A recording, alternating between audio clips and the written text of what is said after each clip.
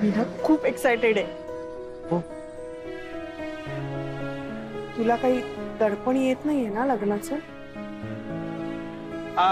नाही ग, तू बोलतेस ते अगदी बरोबर बोलतेस. एकदाचं लग्न नीट पार पडू दे. हो ना, कधीपासून आपण दोघं या क्षणाची वाट बघतोय.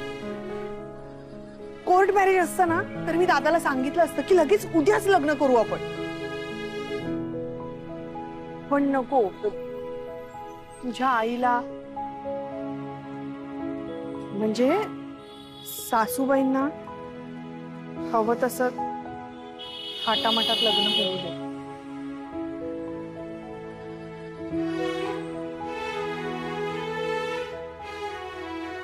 तिकडे बघ. बरं चल, घरी पोचल्यावर मला आठवणीने फोन कर, कारण मला तुला सांगायचंय की मी आपल्या लग्नाचं काय काय प्लॅनिंग केलंय. म्हणजे आपण दोघांनी कसे मॅचिंग कपडे घालायचे आणि खूप काय काय. नक्की कर घरी गेल्यावर फोन. चल बाय. बाय.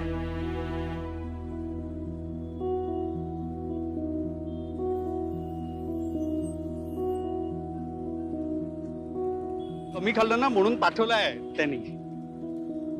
काय? आधी मला सांग, माझी अट तुला मान्य आहे की नाही? हा, एवढा सगळा खर्च करून लग्न करणं मला पण पटत नाहीये. पण मला कल्पना आहे की हे सगळं तो माझ्या प्रेमापोटी करतो. आणि खरं सांगू का, मला ना फक्त आत्ता आपलं लग्न दिसतंय. कसं का असे ना, एकदाच आपलं लग्न पार पडू दे म्हणजे झालं. मान्य आहे? हो ठीक आहे, पण हे बघ, कर्णिकातलं इथलं काही सांगू नकोस. आता लग्न मोडायचे परत. अहो, तुम्हाला खरंच जायचंय की नाही का मला तुम्ही असं थांबवून ठेवलंय? हो हो जायचंय, खूप बोलता तुम्ही. चल रे नंदा.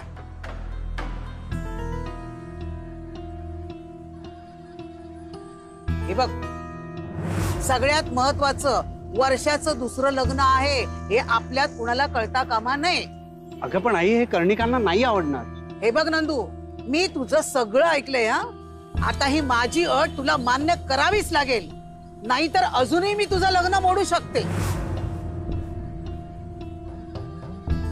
ए, कसला विचार करतो? चल बस. हो.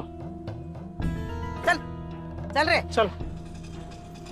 आई गो बाई, कार्यक्रम कसा होईल ना या टेन्शन मुळे ना सकाळपासून काही खाल्लंच नाही मी. मला खूप भूक लागली, आता मी पोटभर खाणार आहे. दे इकडे. अरे आम्हाला तुझं टेन्शन होतं म्हणून आम्ही पण फार काय खाल्लेलं नाहीये दादा. आणि अरे काय चाललंय ते? मला का नाही सांगितलं? काय ओळख? कोथिंबीर वडे. हा, ये इकडे. मला पण खायचंय. ये तुझी आज तू खाऊन टाकेल लवकर खा. थांब नको, तू खेळून आलीस ना, मी भरवतो. थांब. काय झालं तुझ्या सासऱ्यांना?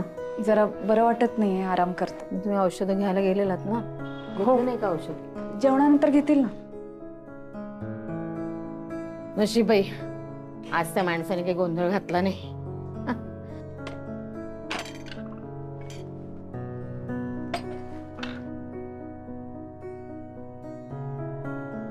काय? हा, काय एकटे एकटे खाताय? सकाळपासून मी पण उपाशी आहे. दे रे इकडे. आई, तू लहान आहेस का? तुला कोण सांगितलंय नको खाऊस म्हणून? नाही नाही नाही मला पण हवी आहे. आहेत अजून वड्या. आणते आणते आणते आनंदी. हा, ते दे इकडे. हा, हे घे. घे दोन्ही, घे घे दोन्ही, घे. वा ग वा. आईला भूक नाही लागत का? अगं, पैशाचं झाड लावलंस काय तू? काय चांगलं संगीत, लग्न बिग्न काय बोललास मगाशी? करेन मी, नका काळजी करू. काय काय करणार आहे? लग्न, हळद? आई, हळद घरच्या घरी करूयात ना आपण, आपल्या काही माणसांमध्ये. अगं पण पत्रिका तर छापाव्या लागतील ना. अहो, हक्काची माणसं आहेत. लग्न आहे असं कळल्यावर मदतीला येतील. तोंडी आमंत्रण देऊयात. हा, हो, पण आपल्याला जावयाचं मानपान पण करावं लागेल ना. त्यांच्याकडे काय पद्धती आहेत, रीतीभाती आपल्याला माहित नाही ना रे. नंदूदादा स्वतःहून आपल्याकडून काही मागणार नाही. आपण आपल्या परीने करूयात. हा तरी पण आपल्या वर्षाला ना एखादा नवीन दागिना करावा लागेल. काय आहे, जुने दागिने आहेत तिचे, पण तरी पण एक लग्न आहे तर नवीन दागिना तिला घालावा लागेल ना रे. आहे माझ्या ध्यानात ते. मी ते करणारच आहे वर्षासाठी. करशील रे, पण एवढा खर्च तू इथेच केला तर मग लग्नाच्या जेवणाचा खर्च, हॉलचा खर्च, केवढा खर्च असतो, तो कसा करणार? आपल्या आपल्या माणसांमध्ये करायचं म्हटल्यावर हॉल छोटाच लागेल. पण जेवणाचा खर्च तर करावाच लागणार ना, तोच फार असतो. आई मी आहे ना, माझ्या मदतीला कोणीतरी हवंय, मग मी करेन सगळं. काळजी नका करू तुम्ही त्याची.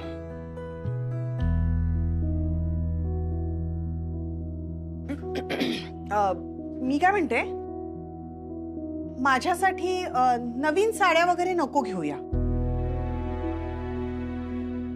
काय आहे, माझ्याकडे मागच्या वेळच्या आहेत ना, त्याच वापरीन मी. कशाला हव्यात ना नवीन. वर्षा, आपण नवीन कपडे घेणारच आहोत का राजा तुला? नाही आई, तुम्ही सगळ्यातच काटकसर करताय ना, मग म्हंटल कपड्यांचा खर्च तरी कशाला.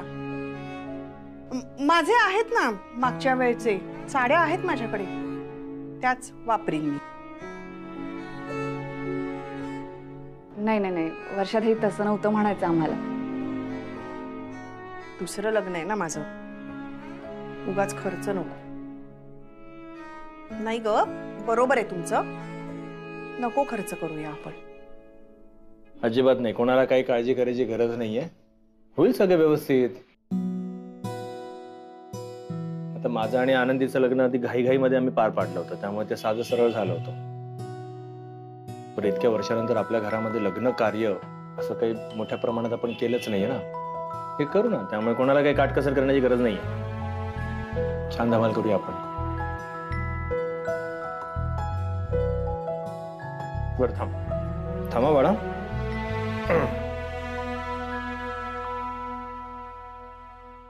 खेप पाय माझे, यांना काहीही कल्पना नाहीये.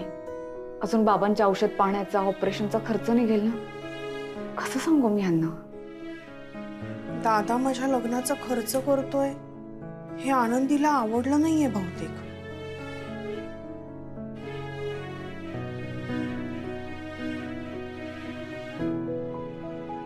अरे सॉरी, मी बाय. नाही खरं आराम करता ना करा. अरे नाही, तुझी काही कामं असतील ना, मी जातो ना बाहेर. नाही, मी म्हटलं ना, मी करतो माझं काम, तुम्ही करा आराम. बर.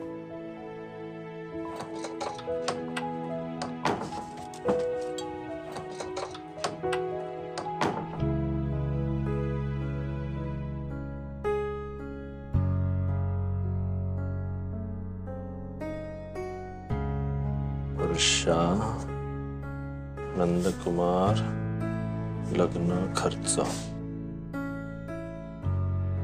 सॉरी राघव. कशाबद्दल? तू वर्षाच्या लग्नाचा खर्च एकटाच करतोयस. नाही म्हणजे तशा सगळ्यात जबाबदाऱ्या तू एकटाच पार पडतोयस. पण आता मी इथं आहे. मला मदत करायला आवडलं असतं तुला, पण आता माझ्याकडे काहीच नाहीये. नका करू मदत, नाही गरज आहे त्याची. तुम्ही या घरात राहता याचा अर्थ तुमच्याकडून कोणी अपेक्षा वगैरे नाही करत, हे लक्षात असू द्या. जेव्हा इच्छा अपेक्षा होती तुमच्याकडून तेव्हा तुम्ही निघून गेलात. खरं तर तुम्ही परत याल ही सुद्धा अपेक्षा नव्हती कोणालाच. हो ते माहिती आहे मला, पण आलो. नशीब वर्षाचं लग्न तरी बघता येईल. काहीतरी करावंसं वाटतंय, पण सगळं तू एकटाच करतोयस म्हणून बोललो. तिचा भाऊ आहे मी, भाऊ म्हणून हे कर्तव्य पार पाडतोय मी, आणि हे सगळं काही मी आनंदाने करतोय. हो पण खर्च आहेच ना रे. तसं तुझं वय फार नाहीये, आणि मुलीच्या लग्नाचा खर्च हा बापानच करायचा असतो. जे मी करायला हवं ते सगळं तूच करतोस म्हणून बोललो. हे बघा, वयाच्या 16व्या वर्षी मी आपल्या घराचा किराणाचं सामान भरायला सुरुवात केली होती. 20 वर्षांचा होतो ना, तेव्हापासून आपल्या वर्षाचा सगळा खर्च मी माझ्या अंगावर घेतलाय. मी 22 वर्षांचा झालो आणि मला नोकरी लागली तेव्हापासून आपलं घर मी सांभाळत आलेलो आहे. मग आईचं औषध पाणी असेल, वर्षाचे हट्ट असतील, मग त्यानंतर चिंगी आली, मग आनंदी, या सगळ्यांना मी सांभाळतोय. पण कोणाला आम्ही एका पैशाची सुद्धा कमतरता कधीच भासू दिलेली नाही आणि देणारही नाही. तुमची जागा मी केव्हाच घेतलेली आहे, पण तेव्हा काही हौस नव्हती मला. पण तुम्ही रिकामी ठेवून गेलेली जी जागा होती ना, त्याकडे माझी आई नजर लावून बघत राहायची आणि त्रास व्हायचा तिला खूप. हे मी बघितलंय, म्हणून हे सगळं करत आलोय. पण आता हे लग्न कार्य मी अगदी आनंदाने पार पाडणार आहे. नका तुम्ही काळजी करू, तुम्ही तुमचं चालू राहू द्या.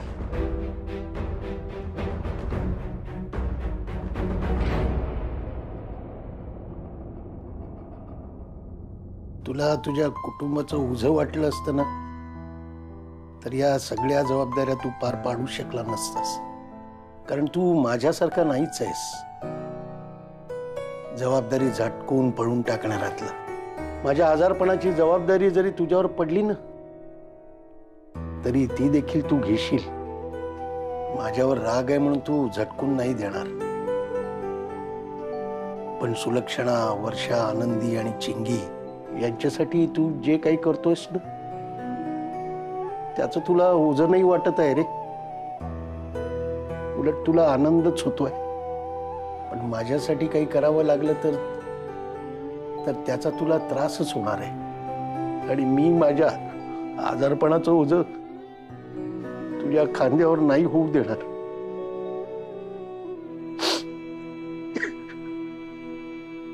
होय होय सुलक्षणाताई, तुम्ही फक्त तारीख सांगा, आपण पुढच्या तयारीला लागू. हो, आणि बरं का, वर्षाला माझ्या वतीनं अभिनंदन सांगा. हो हो सांगतो. अहो सांगणार ना तिला, नक्की सांगणार. मालती, ए मालती. हो आले. काय हो? अगं सुलक्षणाताईचा फोन आला होता. फायनली नंदू आणि वर्षाचं लग्न ठरलं. बरं झालं बाई, देवाने ऐकलं हो पोरीचं. अगं देवानं केव्हाच ऐकलं होतं, आता फक्त नंदूच्या आईनं ऐकलं. जा देवासमोर साखर ठेव जा. मी आता आले. बरं का मालती, आता आपल्याला कंबर कसून उभं राहावं लागणार आहे. आनंदी, आत्ता सुलक्षणाताईंचा फोन आला होता, कळली बरं का आम्हाला वर्षाच्या लग्नाची बातमी. ये तू, ये आतमध्ये ये. अगं बाबा, काय झालं, बोल ना. बाबा तुम्ही मला म्हणाला होतात ना, तुला कधीही काही गरज लागली की तू ये म्हणून माझ्याकडे. अर्थात. अगं हे तुझं हक्काचं घर आहे, जो माहेर आहे. हे बोल. काय झालं आनंदी? ये तू बस. तू बस बस बघू. ये आनंदी, काय झालंय बोल ना. आई, बाबा मला ना काही कळतच नाहीये. म्हणजे वर्षा त्यांच्या लग्नाचा एवढा खर्च करायला निघाले ते. अगं बरोबर आहे ना. अगं राघव वर्षाचा भाऊ आहे, आता बहिणीच्या लग्नासाठी एवढा खर्च करणारच ना तो. नाही नाही, तसं नाही म्हणायचंय मला. खरं तर खूप चांगली गोष्ट आहे. पण मग बाबांच्या आजारपणाचं काय?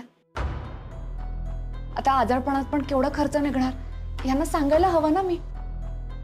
मला हेच कळत नाही की मी ह्यांना सांगू की नको. पण न सांगणं चुकीचं आहे. शेवटी त्यांच्या वडिलांचा प्रश्न आहे. हेच कळत नाही मला मी काय करू असं.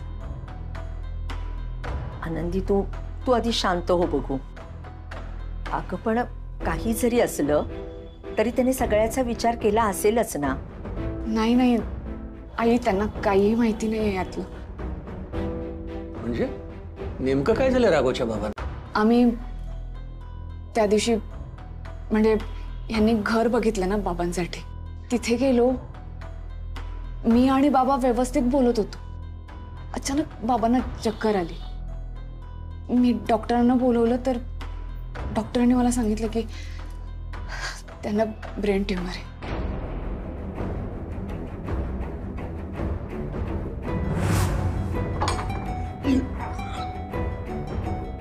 बाबा, बाबा काय होतंय? हळू हळू. बाबा काय होतंय तुम्हाला?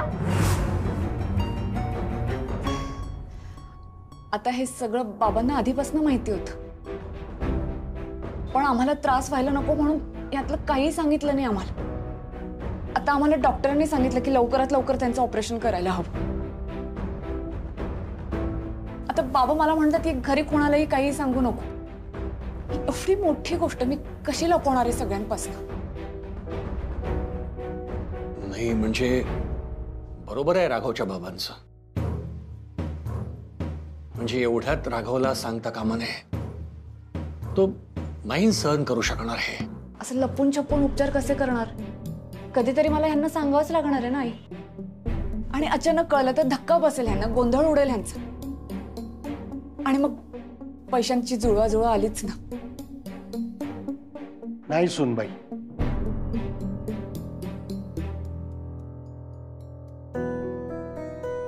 राघवला माझ्या आजारपणाबद्दल काही कळता कामा नये. तुझ्या नवऱ्याच्या डोक्याला जे काही सगळे ताप झालेत ना, त्या सगळ्याला मीच जबाबदार आहे.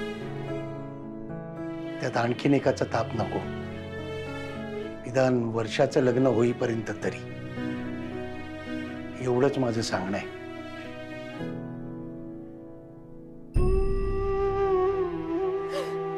पोराचं काय नशीब आहे हो.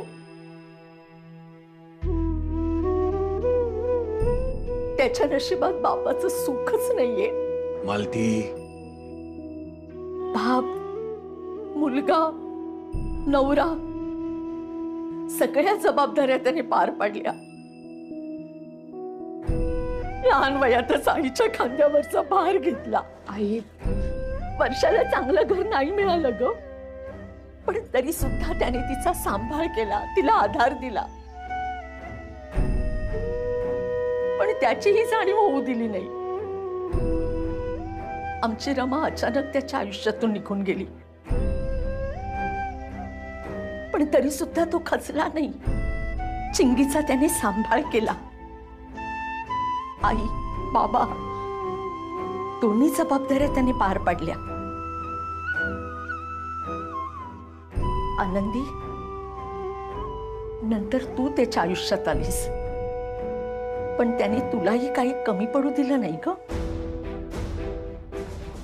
घरातल्या पुरुषाकडून आपण किती अपेक्षा करत असतो. नाही, बाई सुद्धा सगळ्या जबाबदाऱ्या घरातल्या पार पाडते, पण त्याची जाणीव असते. आणि ती जर नसेल ना तर ती जाणीव करून दिली जाते. पण कर्त्या पुरुषाचं काय? त्याने सगळं केलं पाहिजे, सगळ्या जबाबदाऱ्या पार पाडल्या पाहिजे. हा, पण तोंडातून त्याने अवाक्षर काढायचं नाही. कारण 4 जण तयारच असतात बोलायला. झेपलं नाही तर करतो कशाला. आणि त्याने रडायचं सुद्धा नाही, रडू आलं तर. कारण पुरुषासारखा पुरुष तू रडतोस का?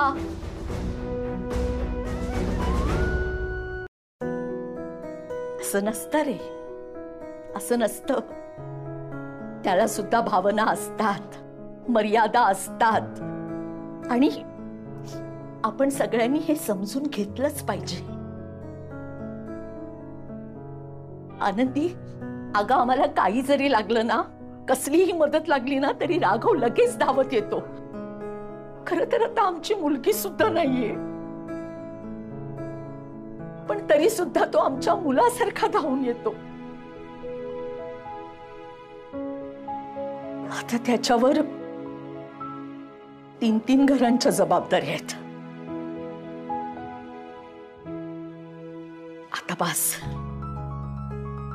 बास. आता हे टेन्शन आपण नको देऊया त्याला. वर्षाच्या लग्नाने जर त्याच्या आयुष्यात आनंद येतोय ना, तर त्याला तो अनुभव दे.